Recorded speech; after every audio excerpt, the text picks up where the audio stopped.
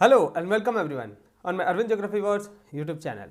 Dear students, today we'll study an important part.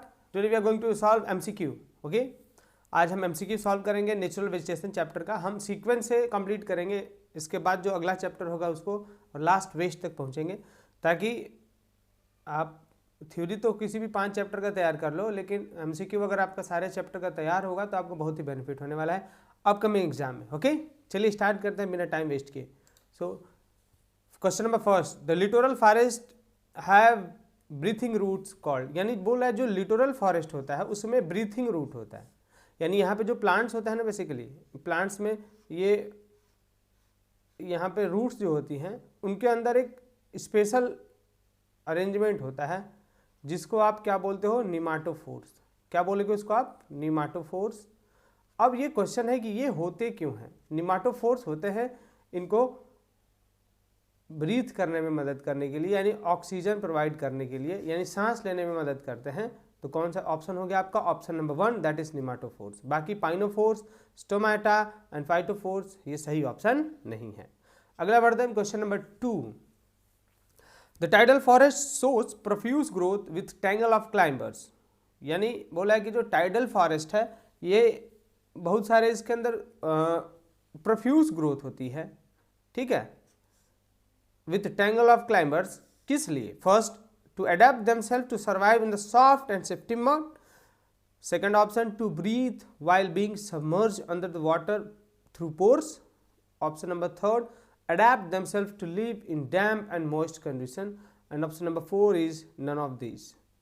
तो ये होता है एक्चुअली सॉफ्ट और जो शिफ्टिंग मड होती है ना, जैसे मान लो हाई टाइड के बाद लो टाइड आया, तो हाई टाइड में तो पानी इधर जाएगा, तो जब लो टाइड आएगा तो जब ये वाटर रिवर्स होता है ना वापस, तो अपने साथ कीचड़ वगैरह लेके आता है. तो इसमें इससे वो बच जाए, इसके लिए ऐसा होता है.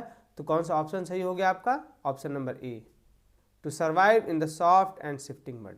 ओके, आप एक्सप्लेनेशन भी सुनते जाएं ध्यान से, क्योंकि रीजनिंग के फॉर्म में पूछ सकता है. Question number 3, tidal forest are found in. बोला कि जो टाइडल फॉरेस्ट है, यानी टाइडल फॉरेस्ट उनको बोलते हैं जहाँ टाइड्स आ रही हूँ, वहाँ पे कहाँ कहाँ मिलते हैं? फर्स्ट, मार्सी एरियाज में. Second, river delta and along the sea coast. Third, swampy area. Option number 4 है ऑल ऑफ दिस. तो इसमें तो ये तो हर जगह मिल रहा है, तो यहाँ पे ऑप्शन कौन सा सही हो जाएगा आपका? All of this. Question number 4, which type of vegetation is found in tropical thorn forest. यानी थॉर्न फॉरेस्ट में कौन सा वेजिटेशन मिलता है? थॉर्न का मतलब आप इसका एडेप्टेशन याद रखें, लॉन्ग रूट्स. क्यों? In the search of water. Thick layer of cuticle होगा. कहाँ पे? क्यूटिकल होगा लीफ के चारों तरफ. इनका होगा लीव्स रिड्यूस्ड इनटू स्पाइंस. कहाँ हो गए? रिड्यूस्ड टू स्पाइंस, यानी कांटे में बदल जाती हैं. और दे हैव संकेन स्टोमाटा. कौन सा स्टोमाटा होगा इनका? संकेन स्टोमाटा, ताकि ट्रांसपिरेशन कम हो. ये खास कैरेक्टर्स हैं इनके जो आपको याद होना चाहिए. और ये कहाँ मिलेगा? थोरोफाइटिक, थॉर्नोफाइटिक, जीरोफिटिक एंड फाइलोफाइटिक. तो ये वर्ड जीरोफिटिक सही है, यानी ऑप्शन नंबर सी. कौन से प्लांट्स में मिलेंगे? ये जीरोफिटिक प्लांट्स में. जीरोफिटिक वर्ड का मतलब वो जहाँ पे एरिड कंडीशन होता है. एरिड, इसका एग्जाम्पल हो जाएगा कैक्टस, आप ले लो. ठीक है ना, कैक्टस. जहाँ कम बारिश हो, बारिश यहाँ पे 50 सेंटीमीटर से नीचे होना चाहिए. कितना? 50 सेंटीमीटर से नीचे होगी. ठीक है, यहाँ सर्वाइव करना बहुत ही मुश्किल है. Question number 4, sandalwood is found in which of the forest? First, dry deciduous forest, moist deciduous forest, rain forest and mountain forest.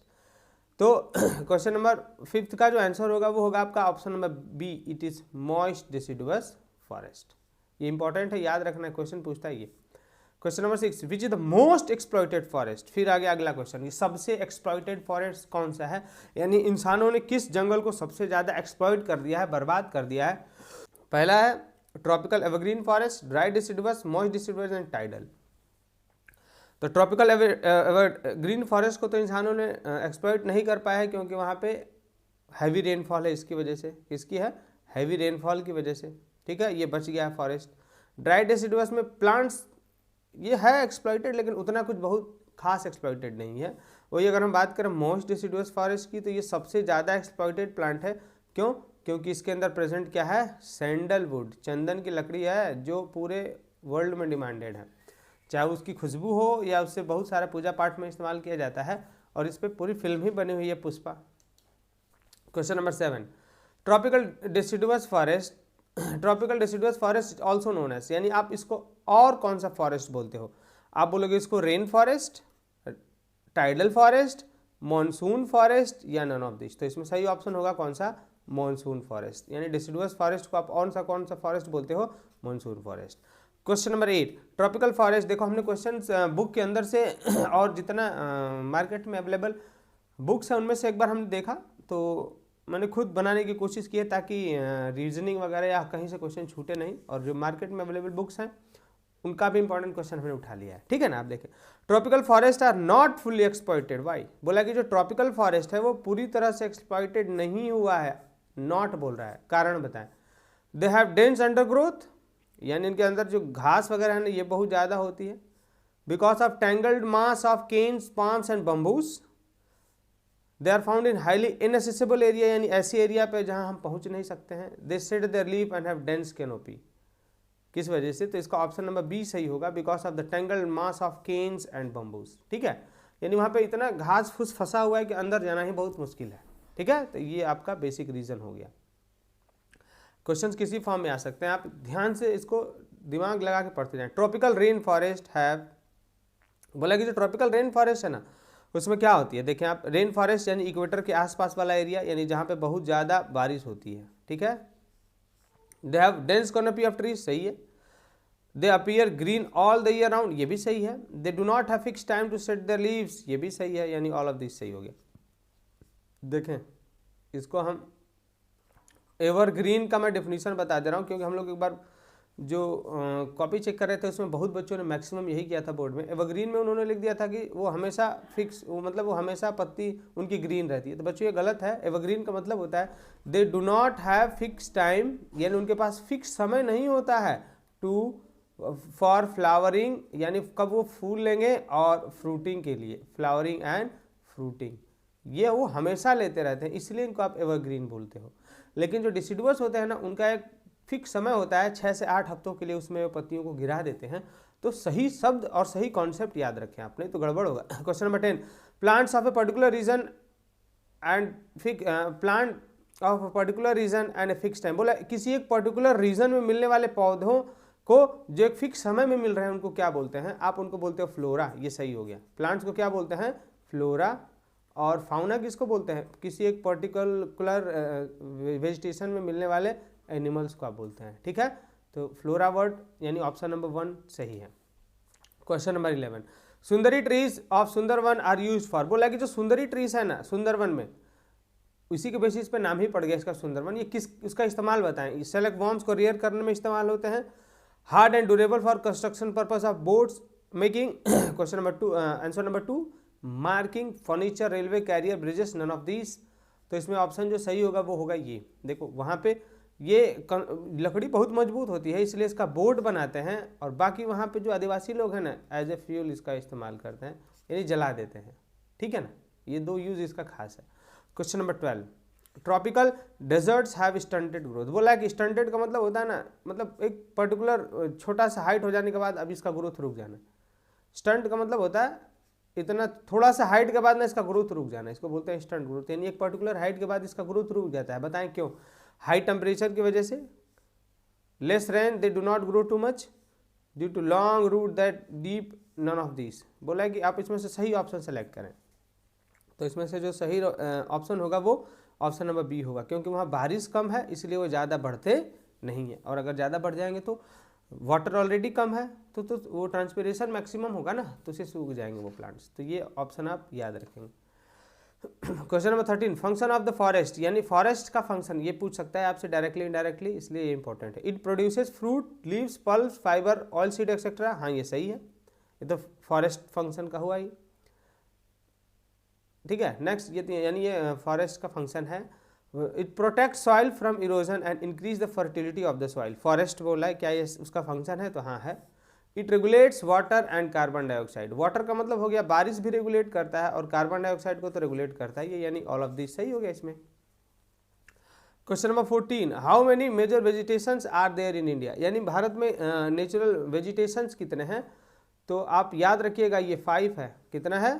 5 तो इसको आप भूलेंगे नहीं, नंबर जरूर याद रखिएगा, ठीक है। मैंने इस क्वेश्चन को इसीलिए लिया क्योंकि आप उसको नंबर याद ही नहीं रखते हो, अगर गलती से पूछ दिया क्वेश्चन तो छूट जाएगा। 15 which of this is not the characteristics of rain forest, यानी रेन फॉरेस्ट का कौन सा कैरेक्टरिस्टिक्स नहीं है। पहला, due to tangle mass of ferns bamboos etcetera they are not fully exploited, सही है, यानी यहाँ पे जो बम्बूस और फर्न्स ग्रासेस वगैरह है ना, कीचड़ की वजह से इसको इंसान ज़्यादा एक्सप्लॉइट नहीं कर पाया है। Second, here trees are more than 60 metre height, सही है। It is the richest biodiversity, सबसे खास बात, ये कॉम्पिटिटिव एग्जाम में पूछता है कि वो कौन सा जंगल है जिसमें सबसे ज़्यादा बायोडाइवर्सिटी मिलती है, तो आपका हो गया एवरग्रीन और रेन फॉरेस्ट, तो ऑप्शन नंबर डी सही है, all of this. Okay, question number 16, moist deciduous forest are exploited the most, बोला है कि सबसे ज़्यादा मॉइस्ट डिसिडुअस फॉरेस्ट को एक्सप्लॉइट किया गया है, आप कारण बताएं उसका।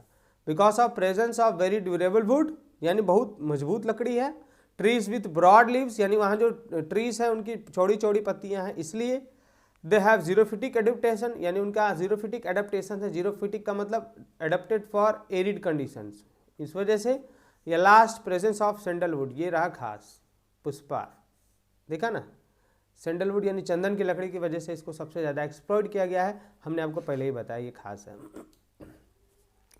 Question number 17, deciduous plants set their leaves for 6 to 8 weeks, हाँ क्यों ये पत्तियों की गिराते हैं।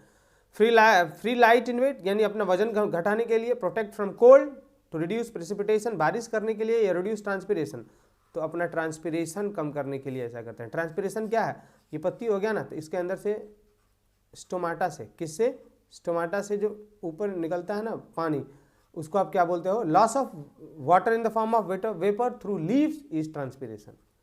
तो ट्रांसपिरेशन कम करने के लिए पत्ती ही नहीं रहेगा तो कहाँ से होगा ट्रांसपिरेशन, आप बताओ। Question number 18, which of this forest have been cleared for agriculture, यानी एग्रीकल्चर के लिए सबसे ज़्यादा किस जंगल को साफ किया गया है, तो आप बताएं। मोस्ट डिसिडुअस फॉरेस्ट को तो सैंडलवुड की वजह से एक्सप्लॉइट किया गया है। रेन फॉरेस्ट है, ये एक्सप्लॉइटेड ही नहीं हुआ है। ड्राई डिसिडुअस फॉरेस्ट और टाइडल, इसमें ये ऑप्शन सही हो जाएगा आपका ड्राई डिसिडुअस फॉरेस्ट। खेती करने के लिए ना सबसे ज़्यादा ड्राई डिसिडुअस फॉरेस्ट को इंसानों ने कट किया है, बर्बाद किया है, ये याद रखना। Now question number 19, rainfall in tropical deserts forest, बोला है जो डेजर्ट फॉरेस्ट है ना, यहाँ पे जो बारिश है वो 200 सेंटीमीटर से ज़्यादा होती है, 50 सेंटीमीटर से कम होती है, 100 सेंटीमीटर से कम होती है, या 50 सेंटीमीटर से ज़्यादा होती है। तो आप क्या लिए याद रखेंगे, बोले डेजर्ट बोला है तो डेजर्ट में 50 सेंटीमीटर से कम बारिश होती है। Question number 20, which of this plants have medicinal value, बोला है कि किन प्लांट्स का इसमें मेडिसिनल वैल्यू है, आप बताएं।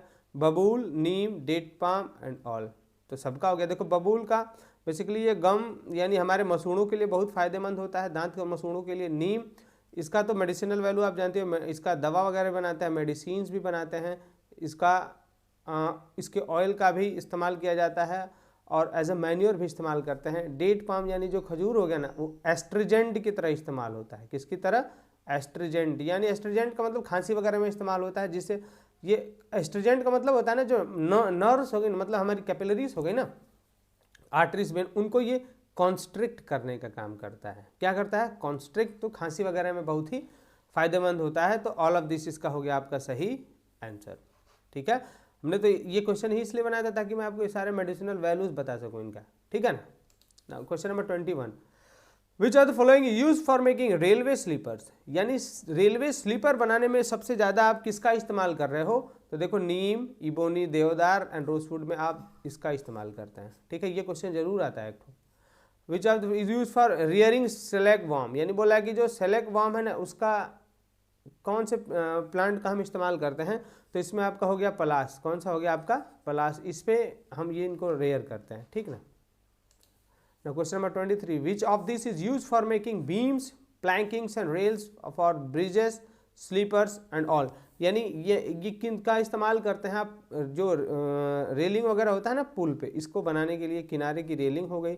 रेलवे का जो स्लीपर होता है, इसको बनाने के लिए आप कौन सा यूज़ करते हैं, तो स्लीपर एस हो गया, तो ये भी याद रखिएगा सॉल। कौन सा हो गया आपका, सॉल।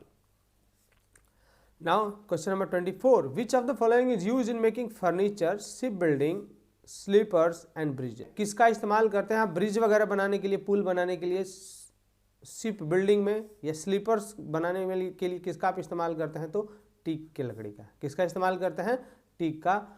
ये याद रखना होगा आपको। Question number 25, which tree is use for decorating making instrument goods piano and cascades, यानी इनका किसका इस्तेमाल करते हैं, piano keys cascades decorative instrument बनाने में आप किसका इस्तेमाल करते हो, तो वो हो गया आपका इबोनी हो गया। कौन सा हो गया, ebony. Question number 26, this is not important function done by the forest, यानी फॉरेस्ट का कौन सा ये फंक्शन नहीं है, फॉरेस्ट कौन सा फंक्शन ये नहीं करता है। फर्स्ट, इट प्रोवाइड्स ह्यूमस, सही है। Maintains water and carbon dioxide cycle, ये भी सही है। This are moderators of climate, ये भी सही है। इट स्टॉप्स वाटर पर्कुलेशन, ये गलत है, ये प्रमोट्स होगा, इट प्रमोट्स वाटर पर्कुलेशन, ये सही हो गया। यानी इसका कौन सा ऑप्शन सही होगा, ये लास्ट वाला। ओके, आई होप ये आपको समझ में आया, और ये इतने इंपॉर्टेंट क्वेश्चन थे नेचुरल वेजिटेशन चैप्टर से, और होप इसी में से क्वेश्चन आपके मिलेंगे एग्जाम में भी। ठीक है, तो थोड़ा आप ध्यान से इसको एक दो बार और पढ़ लें, और बाकी जितने भी ज्योग्राफी के चैप्टर्स छूटे हुए हैं सबका एमसीक्यू में बना रहा हूँ, और ताकि आपको जो स्टार्टिंग का 10 से 15 नंबर का जो एमसीक्यू आता है 10 नंबर का वो छूटे नहीं। Okay, thank you. अगर आप प्लीज़ न्यू व्यूअर हैं तो चैनल को सब्सक्राइब करें, अपने फ्रेंड्स तक ज़रूर शेयर करें, और ताकि आपके बोर्ड में मैं अच्छे नंबर ले आने में हेल्प कर सकूं। और प्लीज़ लाइक शेयर और कमेंट ज़रूर करें। थैंक यू, जय हिंद।